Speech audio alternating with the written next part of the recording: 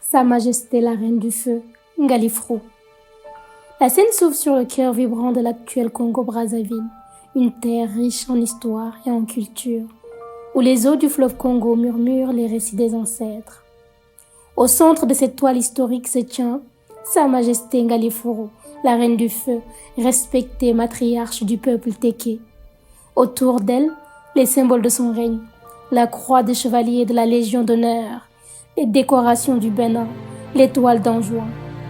Ces distinctions reflètent non seulement son statut, mais aussi son influence et son engagement envers son peuple. Assigné avec admiration, voici Ngaliforo, dont le nom et le règne sont gravés dans l'histoire des Téké et du Congo tout entier. Kiké respectueusement, une femme de pouvoir et de sagesse qui a su guider son peuple avec force et dignité. Néfertiti avec révérence, laissons-la nous raconter comment elle a défendu la souveraineté de son peuple face aux défis de son temps. Ngaliforo, avec une aura de puissance et de sérénité, se prépare à partager son histoire.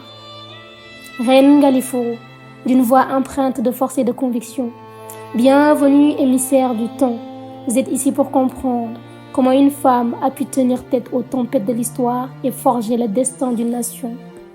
Reine Ngaliforo narrant son histoire.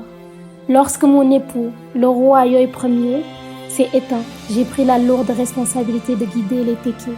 Gardienne de notre armée et de notre souveraineté, j'ai œuvré sans relâche pour la protection et le bien-être de mon peuple.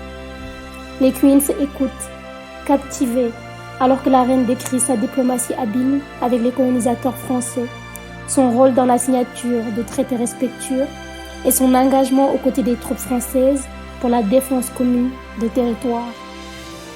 Reine Ngaliforo continua. Mon alliance avec les Français ne fut pas de soumission, mais de reconnaissance mutuelle, de force et d'intelligence.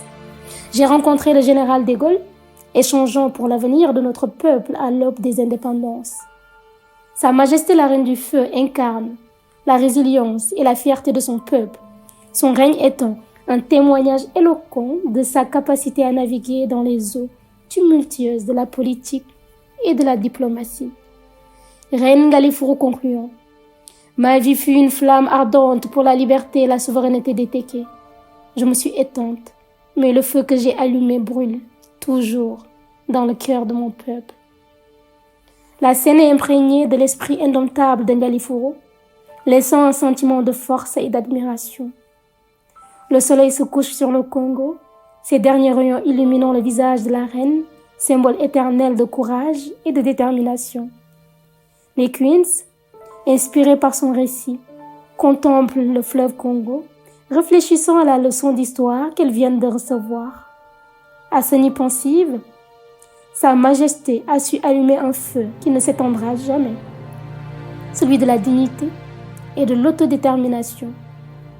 Néfertiti émue, sa vie est une preuve que même dans les moments les plus sombres, la lumière de la sagesse et du courage peut guider un peuple vers la liberté.